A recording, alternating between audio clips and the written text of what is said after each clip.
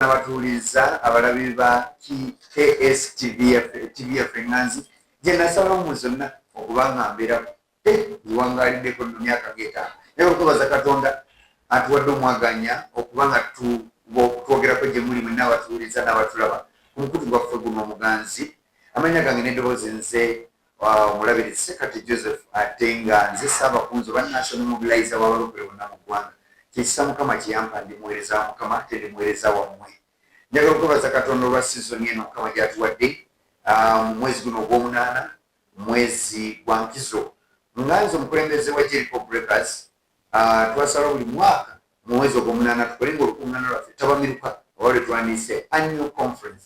So eno twagitumye Leaders and Ministers Summit.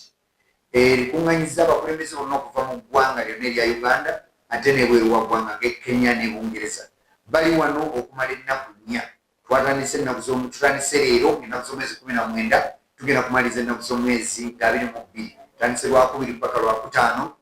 Abasomesa n'abawagizi b'empise mulimu Apostle Mitala, Bishop Lwere, mulimu Bishop Minani, mulimu Bishop Aligasima, mulimu Bishop Mutebi, mulimu abawagizi bangi ne Bishop Kabuye ne Archbishop waffe Moses Odon w'abalokole mu ggwanga naye ali omu kwogezi. Abano be bakasanga olw'eggwanga bwe batata waffe. Ensonga lwaki nategese olukuŋŋaana luno tabamiruka ate n'ennonda ababuulizi bwe batyo. Ekitegese enkuŋŋaana bwe ziti kwe kulaba nti tuyita abaweereza n'abakulembeze. Engero 27:17 egamba nti ekyuma kiwagala kyuma. Teriyo muntu naggwano nga tewaliwo yamukuza oba yamufuula. Tulaba Dawudi ng'afuuka kabaka naye nga waliwo taata we ne kabaka Sawulo yasooka kuweereza wansi waabwe. Bwe yabeera omwesigwa mu kitono n'alyoka afuuka ate kabaka. So bwe tufuna omulembe gw'abataata b'eggwanga ne tubayitira abakulembeze b'eggwanga abaliko n'abali mu kusituka oba in the making, balina ebyama, balina bye baayitamu, balina entalo ze baalwana mu kifo ky'obawangula ne baziwangula.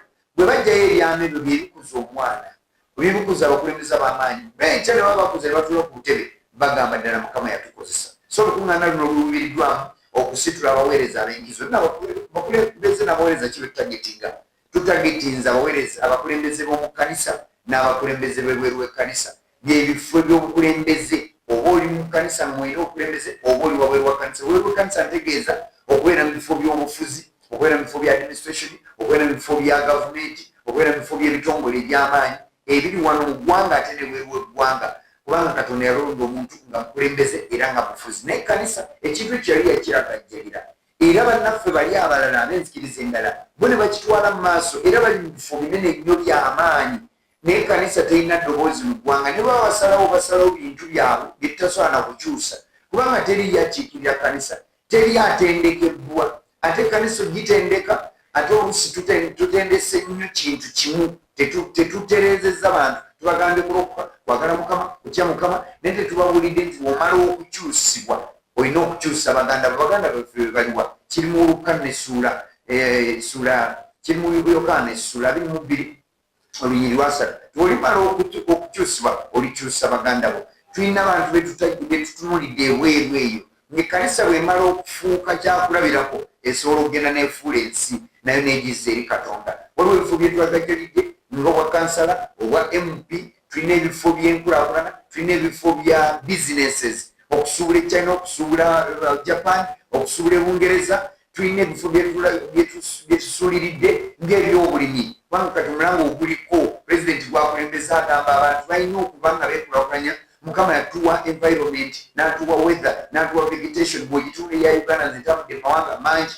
Buli lwe mba nandinga ku ssaawa entebe owulira akawuyo, tuwulira green. Tulina ettaka ssava, tulinamu ebintu naye ate ensi etwetoolodde ate ne tukaaba obwavu ne tukaabira gavumenti tetuyambye. Kyekiseera abantu babangule mu kukola, kyekiseera abantu babangule mu kutya Katonda, kyekiseera abantu tulonde nga tugenda mu biseera ebyokulonda, tulonde abantu abateekateekeddwa mu bukulembeze. So olukuŋŋaana luno luli mu kuteekateeka abakulembeze ab'obuvunaanyizibwa mu kkanisa n'ebweru w'ekkanisa. Mu kiseera kino ekyakalulu tulina abantu abali awo nga ye agamba kaŋŋende nkwabule, kanti batunda amayumba balya looni ennene naye nga tafuddeyo talumirirwa bantu kubanga si mutendeke naye awulya bulizi bw'ofuna ogufo oba ofunye kulya oba ogudde mu bintu. Naye ate omukulembeze omutuufu abanga taata awaka asobola okwambala empale emu ngaddemu naye abaana ne basoma, abaana ne basula bulungi, abaana ne balya bulungi. Era nyina bataata bemmanyi nga bamuyita busajja bw'obuyayi, busajja bw'obbebi, omusajja guno bukwabuzi. Naye nga bw'amala ate gye bamuyita eri omukwabuzi,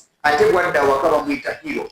Ne bagamba tulina hiro waffe, tetwandibadde oddadde nga taliiwo, tetwandibadde. So abakulembeze omutuufu olina okusaddaaka obulamu bwo nga Yesu yatuwa ekyokulabirako. Yawaayo obulamu bwe ensi esobole okuddingana ne Katonda. Omukulembeze omutuufu bw'aba alondeddwa ku byobufuzi byonna, obukulembeze bwonna bw'ekifo kyonna, ky'osooka okukola gwe kwerumya na kwerekereza abano b'okulembera basobole okulinnyira ku gwe bakuba waakiro byo, obafuula empungu, bafuuke ab'amaanyi, ate babeere ab'engaso, ab'omugaso, ng'obataddemu enkizo n'entiisa n'ebyama. Omuntu akulembera atya abantu ne bafunamu. Abantu ababi bakulembera, abantu bakaaba, naye omutuukirivu akulembera, abantu bajaguza. Engero bwetyo bwegamba. Mbasaba mwenna abali eyo mbakunga, bw'onoba tonnatuuka, tuguddewo leero nga 19 tugenda kumala nga 22 wonna gy'oli ng'olabye obubaka bwange buno, nsaba ojje enkya. Tugenda kubawo ne Apostle Mitala, tugenda kubawo ne Bishop Minani, tugenda kubawo ne Bishop abalala bonna ab'eggwanga. Kuwookuna tubeekemu ne ba international speakers abava e Bungereza, ate abalala bava Kenya.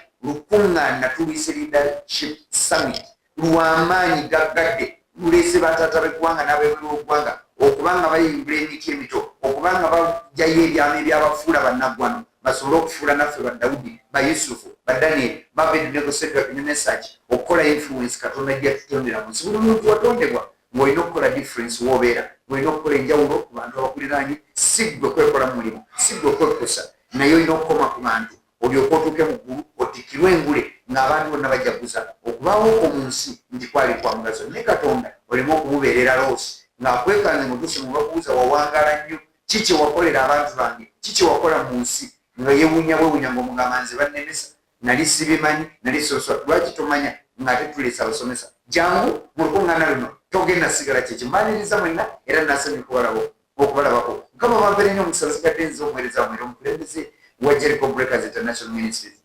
omusumba Sekate Joseph. Shalom.